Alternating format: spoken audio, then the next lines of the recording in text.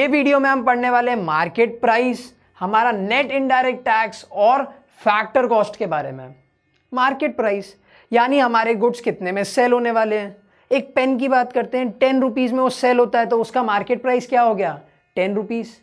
Factor cost क्या हो गया उसका, जितने में वो प्रोड्यूस हो रहा है। देखो factor cost, all the factors of production, factors of production का कितना कॉस्ट लगा है, यानी एक्चुअली में उसका प्रोडक्शन कॉस्ट कितना था।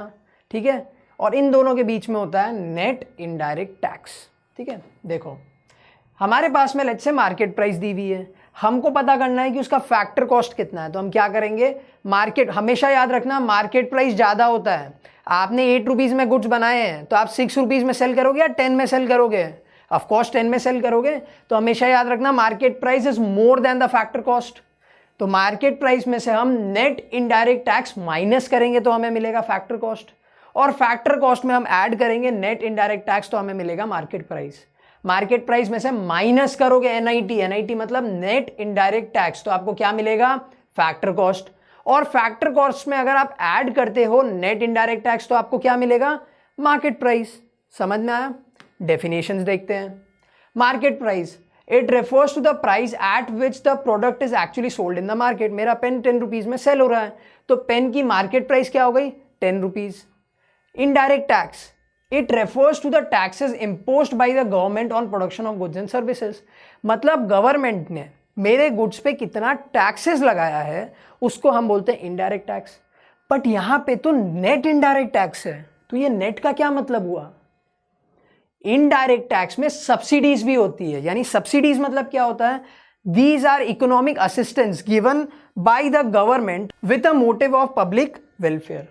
अगर गवर्नमेंट ने मेरे पेन के प्रोडक्शन के ऊपर कुछ सब्सिडी दी है, दैट मीन्स गवर्नमेंट ने मुझे कुछ फाइनेंशियल असिस्टेंस दी है, तो उसको हम बोलेंगे सब्सिडी।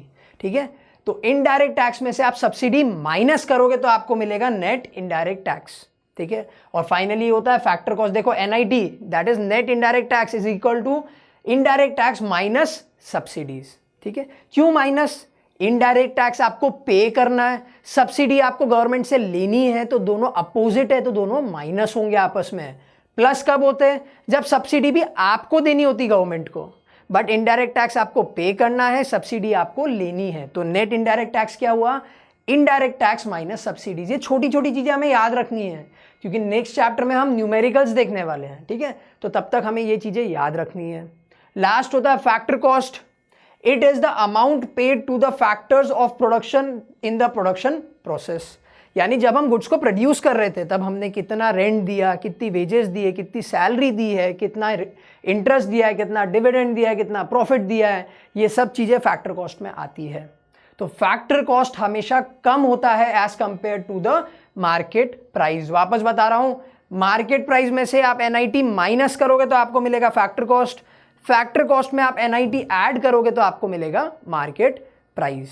तो इस वीडियो में हमने देखा कि मार्केट प्राइस क्या होता है, NIT that is net indirect tax क्या होता है। नेट इनडायरेक्ट टैक्स में हमने देखा इनडायरेक्ट टैक्स माइनस सब्सिडीज, और लास्ट में हमने देखा हमारा फैक्टर कॉस्ट।